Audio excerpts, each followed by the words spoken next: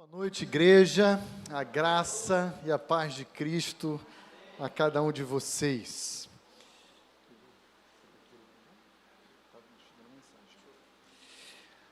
Espero que os irmãos que estão desde ontem comigo não estejam já enjoados, desejosos de mandar de volta para São Paulo este que vos fala.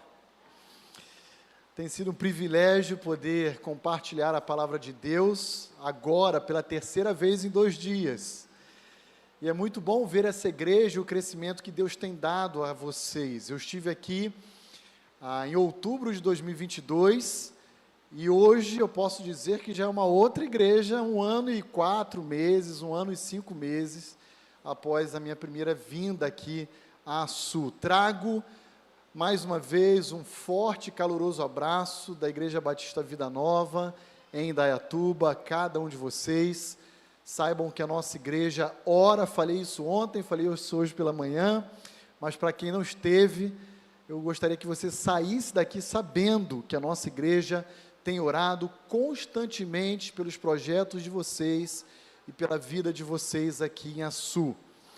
Eu tive a oportunidade, nesse final de semana, de compartilhar os nossos desafios com o pastor Manuel e também receber os desafios de vocês através dele. E é muito bom poder chegar aqui e ver esse prédio de educação cristã em obra, um novo andar, um novo piso sendo ali construído, erguido para ampliação da educação cristã dessa igreja e do trabalho missionário de vocês. É muito bom também olhar para esse salão e vê-los bem apertadinhos. Não porque esteja frio e você quer ser aquecido, porque está bem calor, mas por ver Deus trazendo a esse contexto famílias para ouvir do Evangelho e crescer no relacionamento de Deus com cada um de vocês. Um dos desafios que o pastor Manuel também compartilhou é da ampliação desse salão de culto, quem sabe estender um pouco mais para frente, para o lado, climatizar. Hoje a climatização não é luxo, é uma necessidade ainda mais aqui em Açu, não é verdade? Hoje pela tarde estava falando com a minha esposa, e minha esposa estava falando que lá em São Paulo também está muito calor. No Rio de Janeiro, hoje, quebrou o recorde de ontem. Ontem foi 60 graus de sensação. Hoje, a informação foi de 62,3. É o meu Rio de Janeiro, gente. Eu estou há 17 anos em São Paulo, com a minha esposa, minha família. Porém, eu e ela somos naturais do Rio de Janeiro. E aí, então, a gente vem para cá e por mais quente que aqui seja, não se compara, acreditem, a 62,3 graus. Mas, queridos, diante de tantos desafios que nós estamos enfrentando, vocês aqui em Açu, e eu igualmente lá com a Igreja Batista Vida Nova em Indaiatuba, São Paulo, Deus colocou no meu coração o desejo de compartilhar com vocês e encorajá-los a respeito do caráter dele, do caráter desse Deus que nós servimos. Eu queria, hoje, olhando para o livro de Êxodo, lembrar você que já conhece e sabe bem, que o nosso Deus, Ele supre toda e qualquer necessidade do seu povo. Então, eu quero convidar a igreja a abrir comigo a sua Bíblia, em Êxodo capítulo 15. Eu quero começar a leitura a partir do versículo 22, de Êxodo capítulo 15. E eu gostaria de hoje, especialmente, mostrar e aprender aqui com os irmãos, à luz da palavra de Deus, sobre 3 áreas essenciais da vida humana, que Deus se revela a partir da experiência com o povo de Israel, suficiente, supridor, provedor. Há uma expressão, um título, na verdade, atribuído a Deus no Antigo Testamento, que em hebraico chama-se Yahweh Jireh, o Deus que provê. Eu quero intitular a nossa meditação hoje como Deus que supre. O Deus que é suficiente e que pode fazer superabundar na sua graça todos os recursos que nós necessitamos para o projeto que não é nosso, também é dele. Olhe comigo o que nos ensina Êxodo 15, olhando para essas três áreas. Primeiro lugar, água. Segundo, pão. Terceiro, carne. As necessidades fisiológicas essenciais para a subsistência da vida humana, para a continuidade da vida humana. E Deus vai ensinar a nação de Israel que Ele é aquele que vai suprir o seu povo daquilo que é mais elementar e indispensável para nós. Êxodo 15, 22, fez Moisés partir a Israel do Mar Vermelho, e saíram para o deserto de Sur, caminharam 3 dias no deserto, e não acharam água. Afinal, chegaram a Mara, todavia não puderam beber as águas de Mara, porque eram amargas. Por isso chamou-se-lhe Mara. E o povo murmurou contra Moisés, dizendo: o que havemos de beber, Moisés? Então Moisés clamou ao Senhor, e o Senhor lhe mostrou uma árvore, lançou a Moisés nas águas, e as águas se tornaram doces. Deu-lhes ali estatuto e uma ordenação, e ali os provou. E disse: se ouvires atentamente a voz do Senhor teu Deus, e fizeres o que é reto diante dos seus olhos, e deres ouvidos aos seus mandamentos, e guardares todos os seus estatutos, nenhuma enfermidade virá sobre ti, das que enviei sobre os egípcios, pois eu sou o Senhor que te sara. Então chegaram a Elim, onde havia 12 fontes de água, e 70 palmeiras, e se acamparam junto das águas. Após Moisés conduzir a nação de Israel, na saída, na libertação do Egito, em direção ao deserto, não apenas Moisés, como todo o povo presenciou atos poderosos de Deus, e talvez o principal deles, foi que no momento da fuga, Deus julgou e puniu o exército egípcio. Aquela nação, ainda no Egito, havia percebido como Deus havia humilhado os deuses egípcios, através de 10 pragas lançadas sobre aquela nação, a nação egípcia. E agora, depois de atravessarem o Mar Vermelho, diz o texto sagrado que eles chegaram ao deserto de Sur. E ao chegarem ao deserto, caminharam cerca de 3 dias deserto adentro.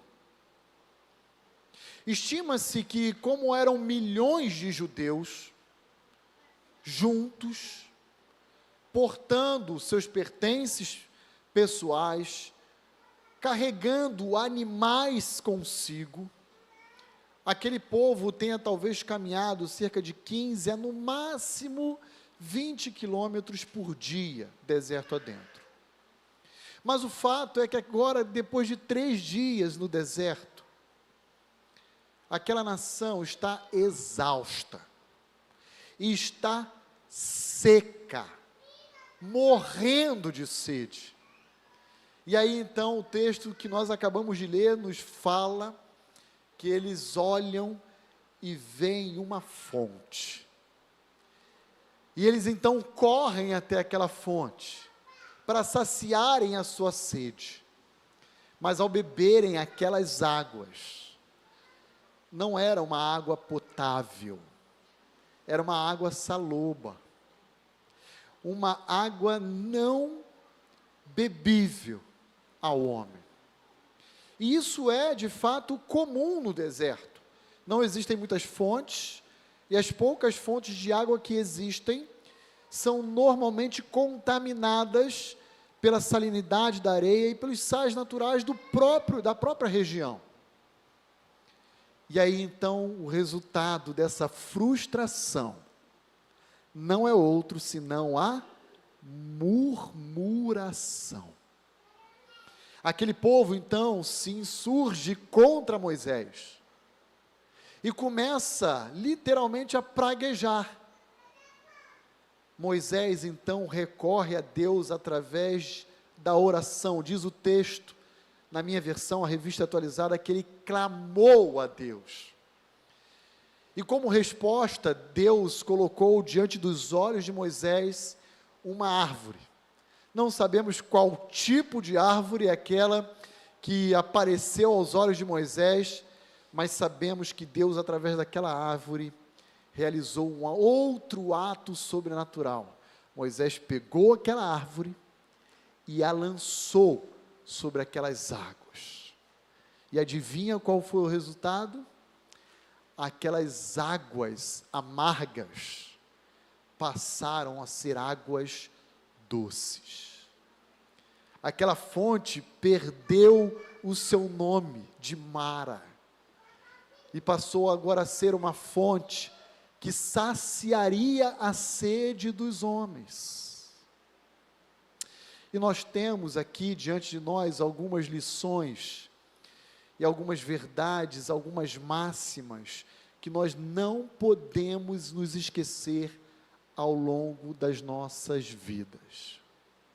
Eu quero então chamar a sua atenção para essas verdades no texto que nós acabamos de ler. Primeira delas, escreva no seu coração, anote na sua Bíblia, pega o seu caderninho e escreva o seguinte: insurgir-se contra a autoridade daqueles a quem Deus levantou para ser um mero instrumento, é insurgir-se contra o próprio Deus que convocou. Vou repetir: insurgir-se contra a autoridade daqueles que Deus levantou, é insurgir-se, em última instância, contra o próprio Deus que o convocou, que libertou aquela nação do jugo de Faraó. E não à toa, você deve conhecer bem a história. Deus deu oportunidades para aquele povo, mas por causa da dureza do coração daquela nação, Deus então resetou, formatou eles no deserto. A trajetória do Egito até a terra prometida, a Canaã, não levaria alguns meses, mas passou a levar décadas, aproximadamente 40 anos, para que de fato só adentrasse Canaã aqueles que haviam nascidos no deserto, ou ainda eram muito jovens quando saíram do Egito. Deus puniu a dureza daquele povo, fazendo-os morrer no deserto, por causa da dureza do seu coração. Primeira verdade: o que haveremos de beber, Moisés? Por acaso você nos trouxe do Egito para que morrêssemos de sede aqui? Insurgir-se contra a autoridade de líderes que foram levantados por Deus, para serem usados como meros instrumentos dele, é insurgir-se em última instância contra o próprio Deus. Mas ainda há uma outra verdade. Versículo 25 no seu finalzinho, diz assim: e ali o Senhor os provou. Águas amargas, aqui é sinônimo de provação. E a minha pergunta a você é a seguinte: como você lida com as provações de Deus em sua vida? Vou traduzir: como você lida com as águas amargas que Deus traz até você na vida? Você pode, a exemplo de Israel, reagir exatamente como eles, murmurando, reclamando, revelando insatisfação, descontentamento, ingratidão.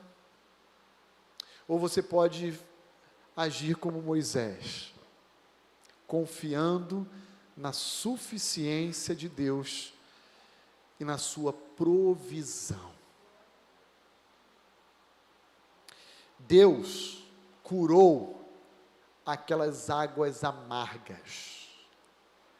E o texto que lemos diz: eu sou o Deus que sara.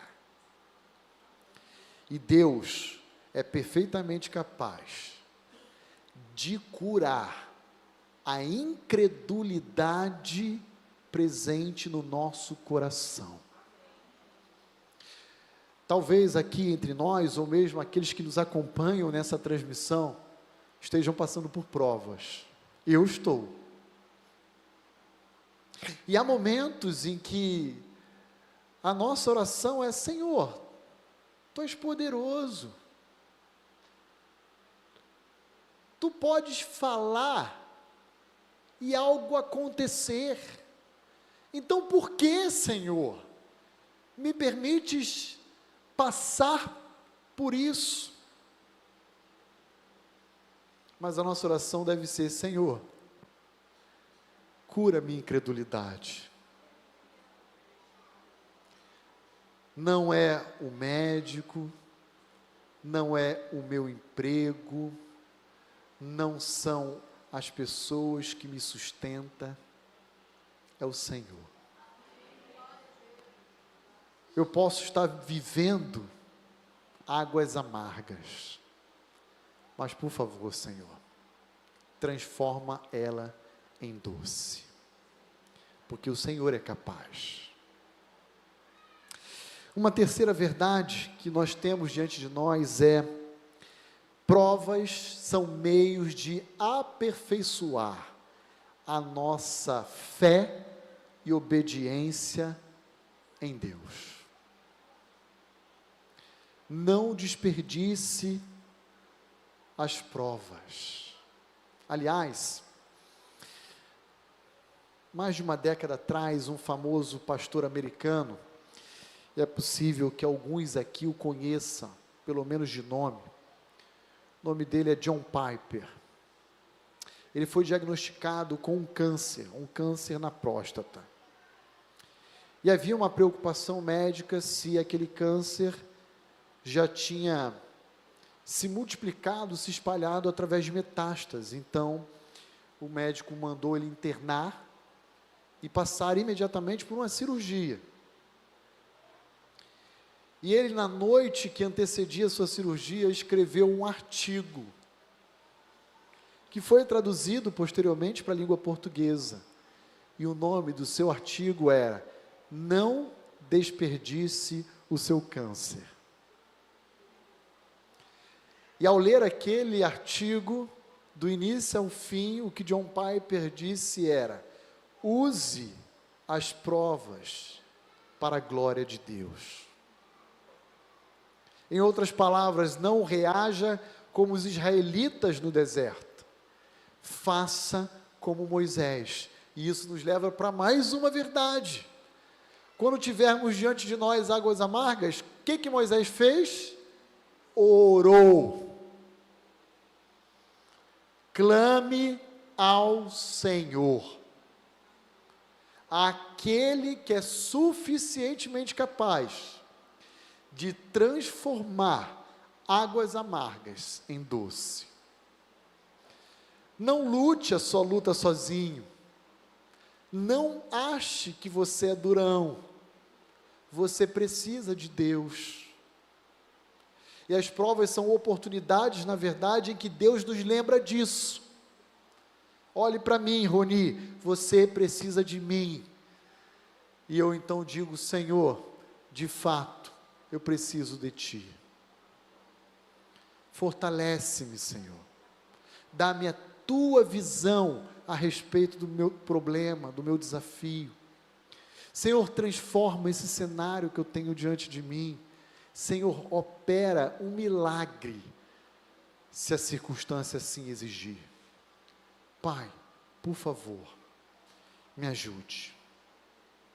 Mas olha que interessante, se você voltar em Êxodo 15, você vai encontrar o versículo 27 dizendo assim: então, eles chegaram a Elim, onde havia 12 fontes de água, e 70 palmeiras, e se acamparam junto das águas. Sabe qual é a grande verdade que esse verso nos ensina? Presta muita atenção. Depois de toda a prova, vem tempos de bonança. É o choro que dura uma noite, mas a alegria que vem pela manhã. Precisava Israel murmurar e praguejar por causa de uma fonte de água? Não. Sabe o que Deus fez na sua abundância, na sua suficiência? Conduziu o povo logo adiante, para uma região chamada Elim, e disse, agora sim, descansem. 70 palmeiras, 12 fontes, descansem. Vocês precisam. Eu estou acompanhando vocês de perto. Descansem debaixo do meu cuidado. Mas eu quero continuar a leitura e convido você agora a entrar no capítulo 16 comigo a partir do verso inicial. Olha lá comigo, Êxodo 16, 1. Olha o que diz o texto.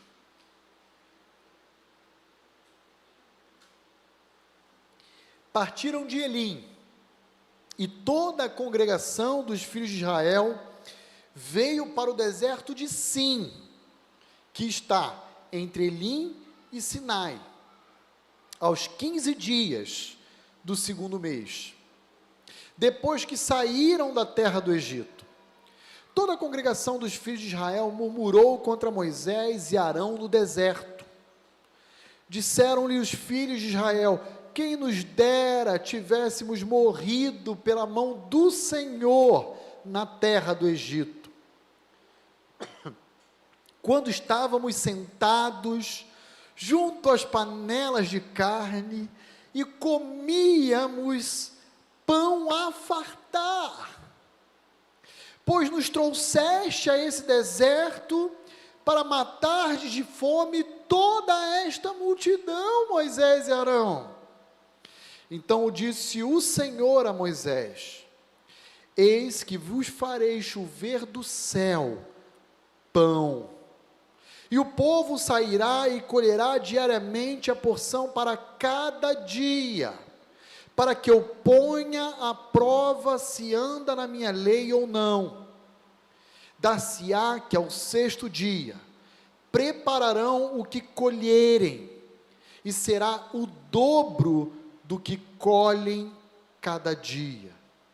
Então disse Moisés e Arão a todos os filhos de Israel, à tarde sabereis que foi o Senhor quem vos tirou da terra do Egito, e pela manhã vereis a glória do Senhor, porquanto ouviu as vossas murmurações, Pois quem somos nós para que murmureis contra nós? Prosseguiu Moisés: será isso quando o Senhor à tarde vos der carne para comer, e pela manhã pão que vos farte. Porquanto o Senhor ouviu as vossas murmurações, com que vos queixais contra Ele. Pois quem somos nós? As vossas murmurações não são contra nós, e sim contra o Senhor. Se no final do capítulo 15, a pergunta do povo é: o que haveremos de beber? Agora, na abertura do capítulo 16, a pergunta do mesmo povo é: e aí, o que haveremos de comer? O texto nos mostra, já no versículo 1, que havia se passado cerca de 45 dias, desde que aquela nação havia deixado o Egito. E sabe o que é impressionante? É que aquela nação que havia deixado o Egito, estava reivindicando a Moisés e Arão. Arão entrou no bolo agora. Estavam reivindicando pão e carne para se alimentarem. Mas sabe o que eles tinham consigo?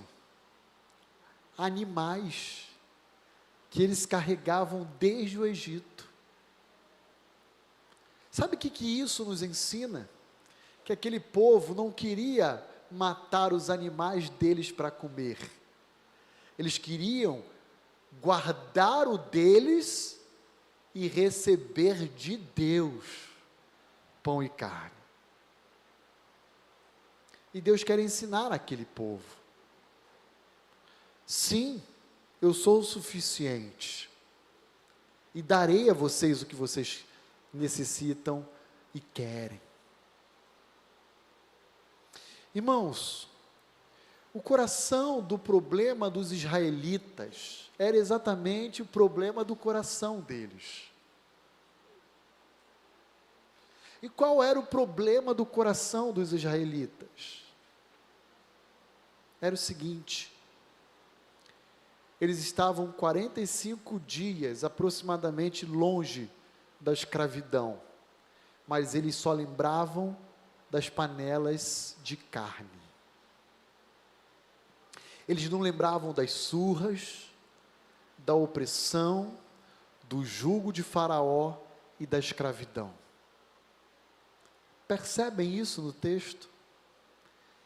Eles dizem: ah, Moisés e Arão, vocês nos trouxeram para o deserto para que nós venhamos a morrer de fome aqui. O Senhor poderia ter nos matado lá, pelo menos nós iríamos morrer de barriga cheia. Porque lá nós tínhamos panelas e mais panelas de carne e comíamos pão a fartar. Lá nós tínhamos abundância de alimento. Olha que memória seletiva daquele povo, não? Lembrava da comida, mas teve uma amnésia para a escravidão. Já haviam esquecido o peso que Faraó havia lançado sobre aquela turma, e agora só se concentravam no alimento.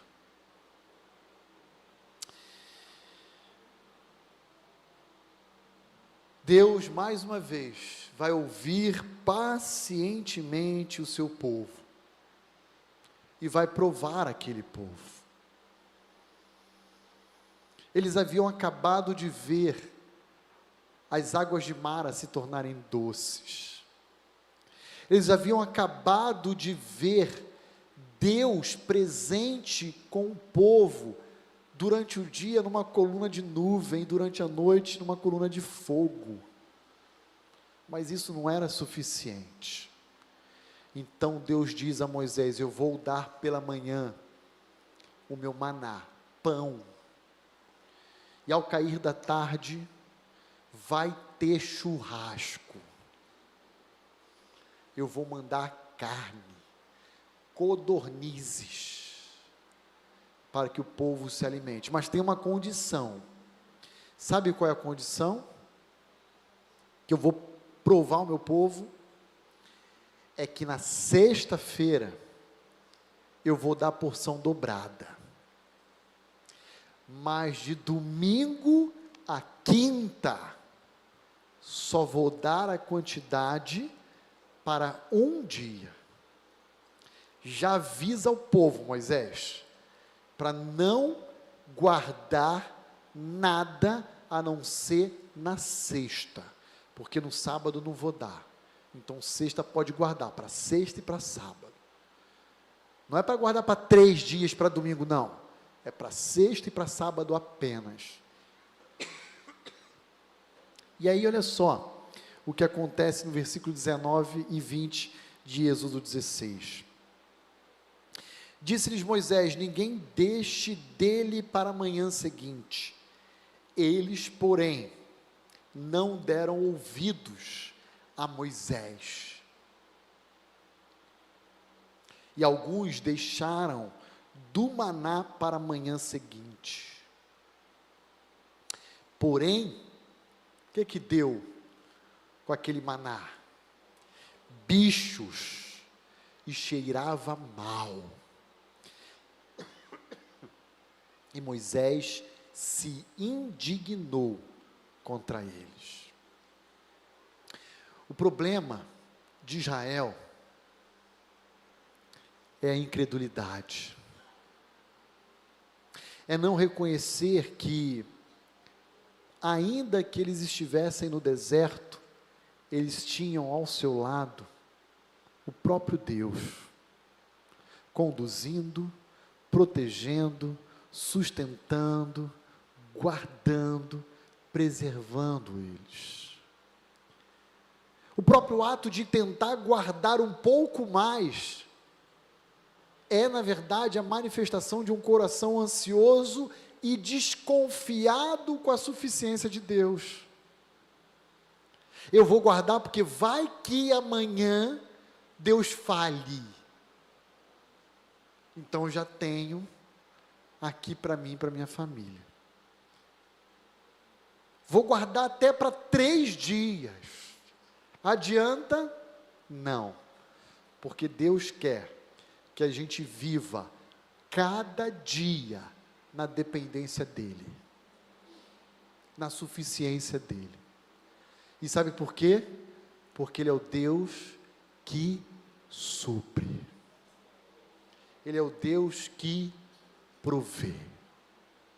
Ele é suficiente para as nossas vidas. E nenhuma prova, nenhuma dificuldade, nenhum deserto é capaz de impedir a ação de Deus na história. Temos aqui algumas outras verdades também presentes no capítulo 16, nesses versos iniciais. E eu queria lembrar você dessas verdades na noite de hoje. Primeira delas, quem nos sustenta não é o nosso trabalho. Quem nos sustenta não é o nosso comércio. Quem nos sustenta não é a nossa empresa. Quem nos sustenta sempre foi e será Deus, que usa desses meios para prover o que nós necessitamos a cada dia. Talvez os nossos recursos sejam poucos para concluir o prédio, para ampliar esse espaço, mas nós temos que crer na suficiência de Deus e fazer exatamente aquilo que nos compete: obedecer a Deus e participar desse avanço. Lembra como Jesus alimentou aproximadamente 5.000 homens, além de mulheres e crianças, com 5 pães e 2 peixes? Deus é mestre nesse negócio. Mas para ele alimentar, alguém teve que dar o pouco que tinha, que era 5 pães e 2 peixes. Dali Jesus multiplicou e fez superabundar, a ponto de sobrar inúmeros cestos, depois de alimentar aquela multidão. Deus multiplica o pouco que nós temos, irmãos. E o seu poder é incrível.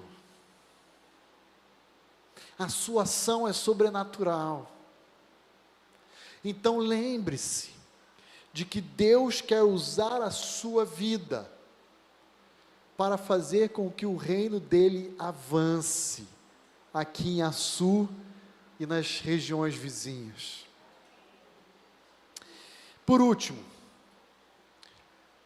a partir do próprio exemplo de Israel, nós nos tornamos escravos de algo ou de alguém, quando vivemos as nossas vidas pensando sempre em pessoas ou objeto, coisas.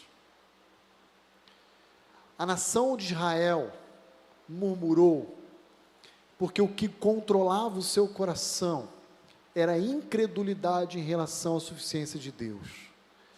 Era a água, era o pão, era a carne. E há muitos indivíduos que vivem de forma livre fisicamente, mas escravizados emocionalmente. Porque, por exemplo, não perdoa, carregam seus ofensores para onde vão. Há muitos indivíduos livres fisicamente, mas que se encontram em algemas, escravizados pela opinião dos outros, com aquilo que os outros vão achar de mim. A Bíblia chama isso de pecado, e tem um nome. No livro de Provérbios, isso chama-se temor a homens. Na noite de hoje, Deus nos convida a confiar nele, e somente nele, e sermos livres. Pão, água, carne, é necessário para a nossa subsistência. Mas existe algo que só Deus é capaz de suprir. E esse algo é o perdão dos nossos pecados.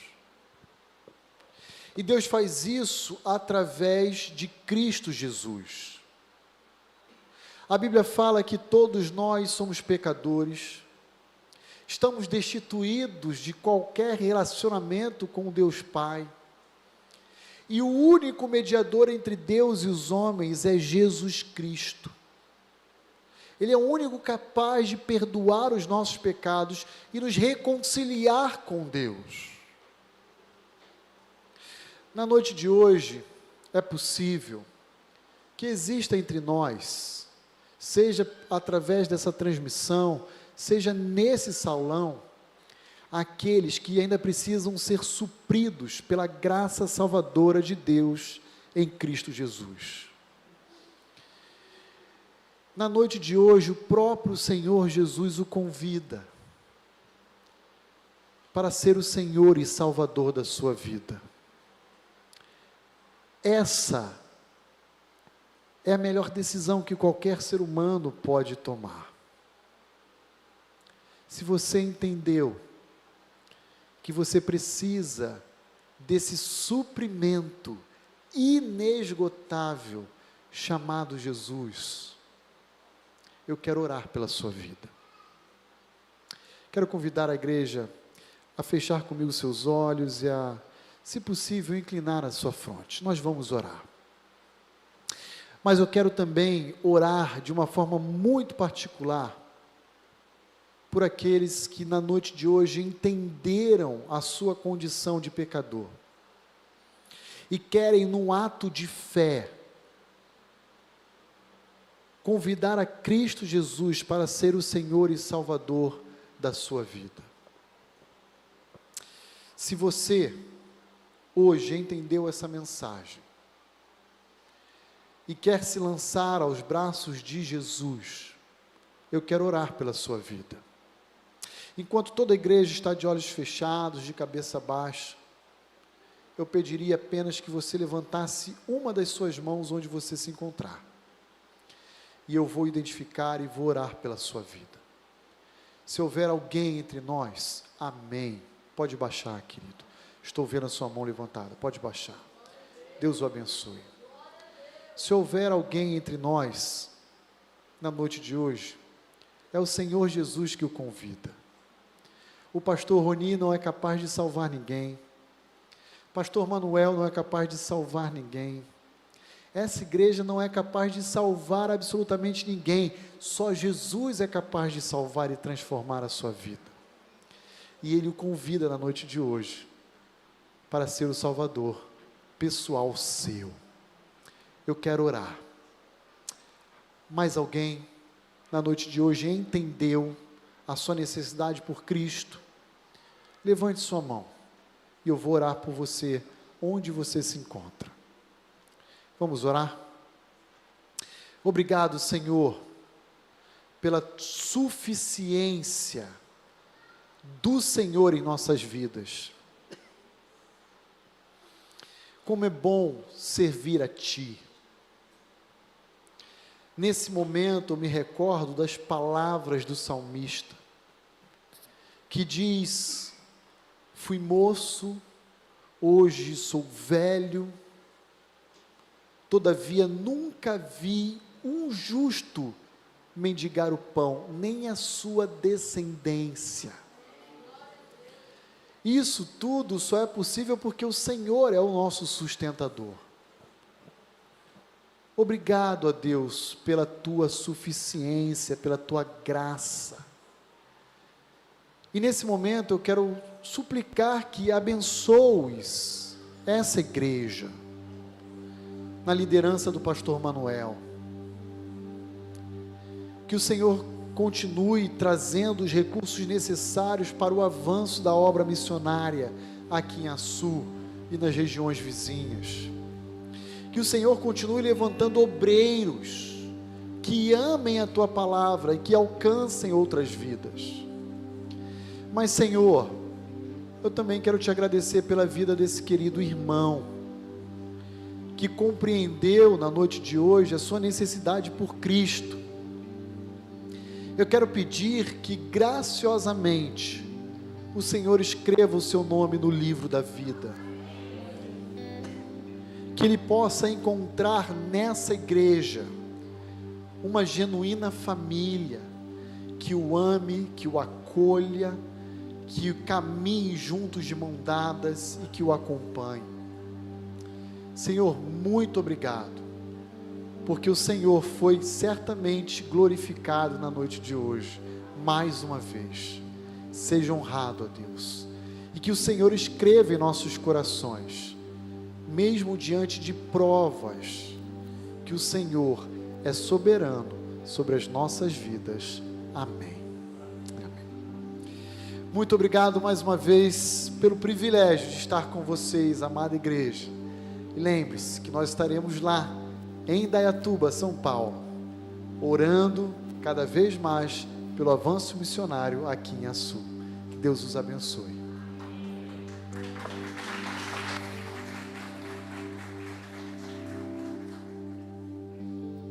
Ele é exaltado, o Rei é exaltado nos céus.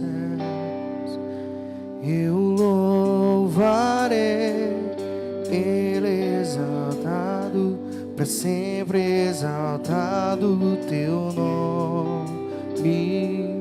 Louvarei.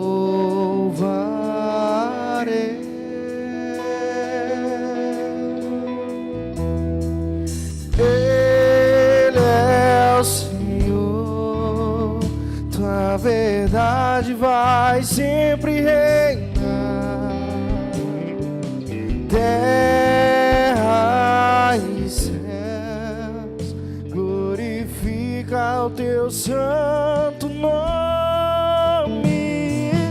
Ele é exaltado, o Rei é exaltado, Ele é exaltado.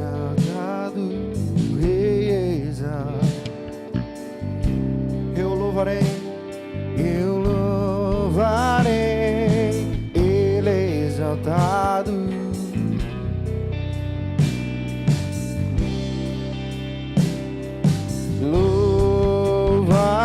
Louvarei.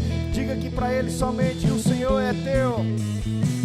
Ele é o Senhor, tua verdade vai sempre reinar.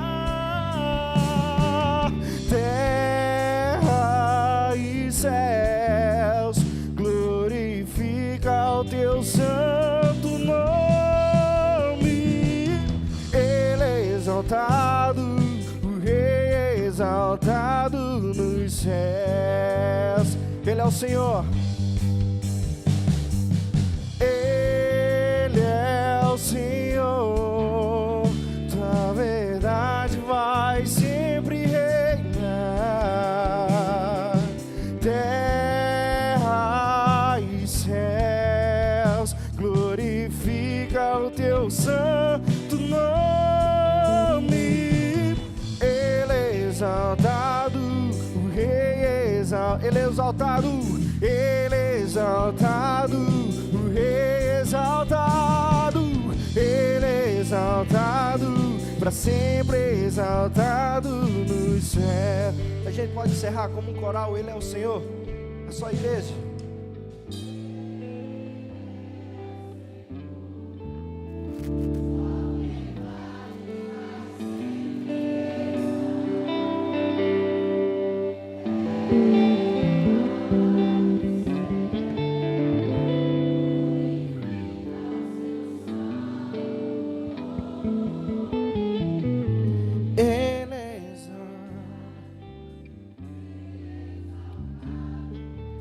Ele é exaltado, o Rei é exaltado, Ele é exaltado, para sempre exaltado nos céus.